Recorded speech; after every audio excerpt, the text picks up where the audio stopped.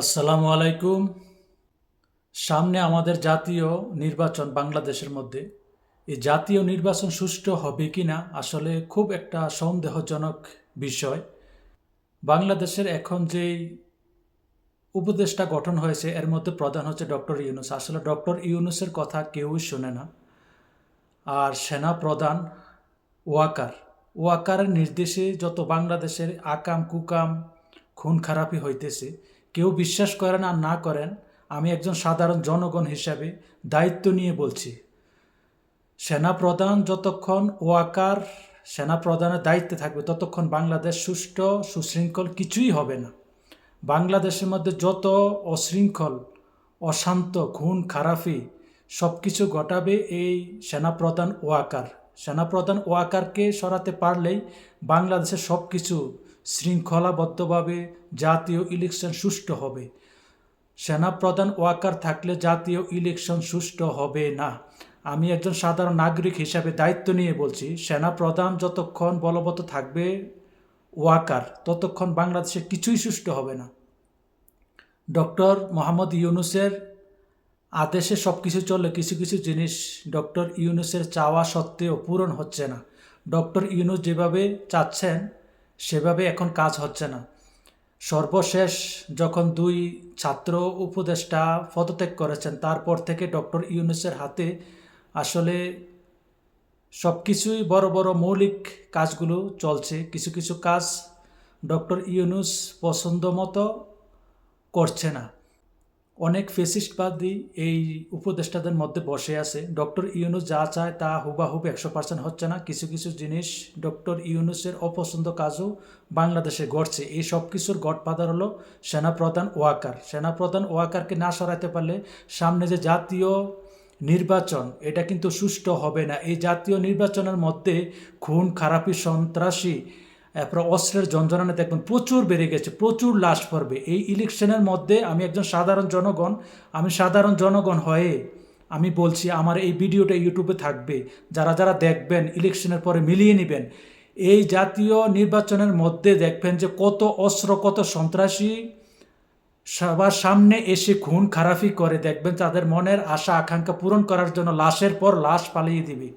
জামাত ইসলাম যে একটা সুশৃঙ্খল আল্লাহ ভীরু একটা দল আছেন, যারা জুলাই বিপ্লবে আন্দোলন করেছেন, নাইম, হাসনাত, আরও যারা যারা বড় সামনের কাতারে এসে জুলাই আন্দোলনকে সফল করেছেন, যারা বড় বড় লিডার, আপনাদেরকেও কাউকে বাঁচতে দেবে না, আপনাদেরকে কাউকে বাঁচতে দেবে না।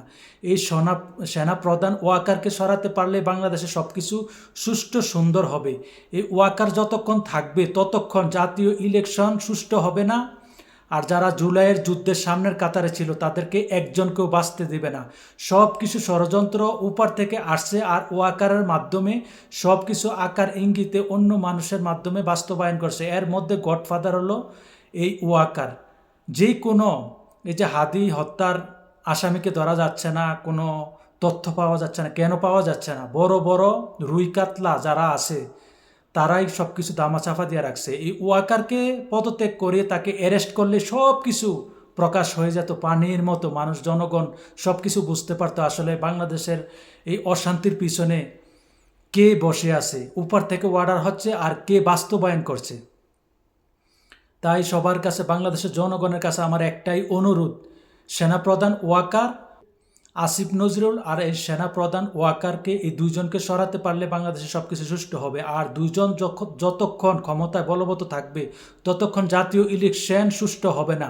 জাতীয় ইলেকশনে দেখবেন বড় বড় সন্ত্রাসীরা অস্ত্র নিয়ে সবার সামনে দেখবেন হত্যার পর হত্যা করছে, লাশের পর লাশ পালাচ্ছে। তাদের টার্গেট পূরণ করার জন্য যত কিছু করার দরকার সব কিছু করবে।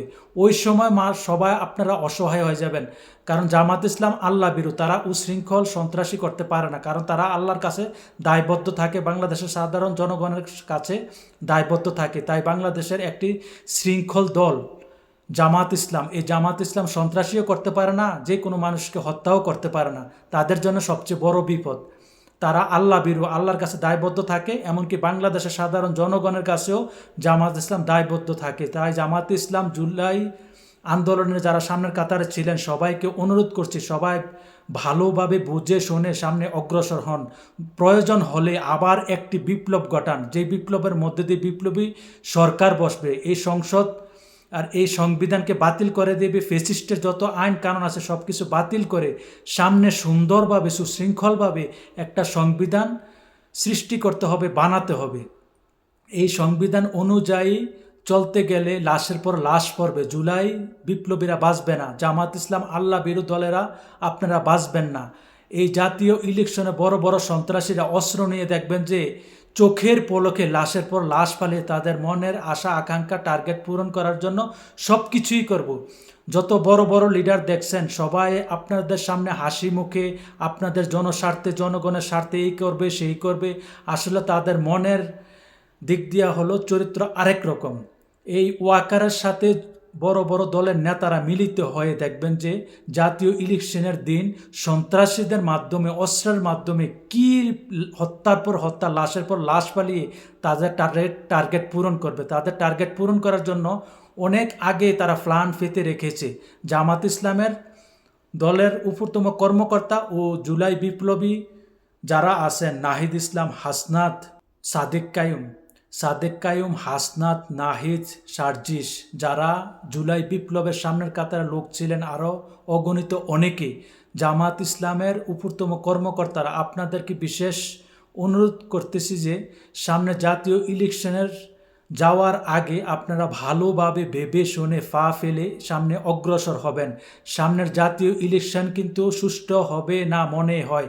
সামনের জাতীয় ইলেকশন কিন্তু একটি মর্মান্তিক ঘটনার মধ্য দিয়ে অন্য দলেরা তাদের টার্গেট পূরণ করবে। তাদের টার্গেট পূরণ করার জন্য লাশের পর লাশ, হত্যা, সন্ত্রাসী, অস্ত্রের প্রয়োজন, যতই কিছুই হোক সব কিছু পূরণ করে সব কিছু টার্গেট ফিল আপ করে তাদের ক্ষমতায় যাওয়ার আশা আকাঙ্ক্ষা আছে। তাই সবাইকে বলছি, আমার এই ভিডিওটা ইলেকশনের পরেও দেখবেন, এখনও দেখবেন। আমি সাধারণ জনগণ দায়িত্ব নিয়ে বলছি, যত কিছু হাল অবস্থা দেখা যাচ্ছে সব কিছু বিশ্লেষণ করলে বোঝা যায় যে আমি একটু সতর্ক করার জন্য জুলাই বিপ্লবীদের, জামাত ইসলামের উপরতম কর্মকর্তারা সবাই বুঝে শুনে পা ফেলবেন, সামনে অগ্রসর হবেন। সামনে জাতীয় ইলেকশন, অন্য দলেরা তাদের টার্গেট ফিল আপ করার জন্য সন্ত্রাসী, অস্ত্র, হত্যা, লাশের পর লাশ পালিয়ে হলেও তারা ক্ষমতায় যাবে, এজন্য তারা একটা প্ল্যান প্রোগ্রাম করে রেখেছে।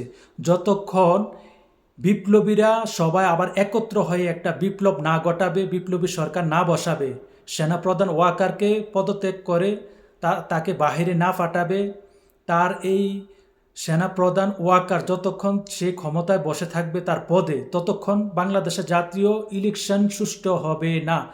এই ওয়াকার আপনাদেরকে সুষ্ঠু ইলেকশন করতে দেবে না। অন্য করে বাংলাদেশের জাতীয় ইলেকশন বানচাল করে অন্য দলের টার্গেট ফিল আপ করার জন্য খুন খারাপি, হত্যা, সন্ত্রাসী, অস্ত্র কোনোটাই বাদ দিবে না তাদের টার্গেট ও ক্ষমতা যাওয়ার জন্য। তাই সবাই সতর্কভাবে সামনে অগ্রসর হবেন। এখন ভাবেন যে কি করতে হবে, আর একটা বিপ্লব ঘটাতে হবে কিনা, কারণ বিপ্লব আর একটা না ঘটলে, এই সংবিধানকে বাতিল না করলে জুলাই বিপ্লবীরা বাঁচবে না, জামাতের উপরতম কর্মকর্তারা কেউ আপনারা বাঁচবেন না। এমনকি ইলেকশনেও আপনারা সুষ্ঠুভাবে হলে আপনারা জামাত ইসলাম অবশ্যই বাংলাদেশের মধ্যে ক্ষমতায় যাবে। এই সুষ্ঠু ইলেকশন হতে দেবে না।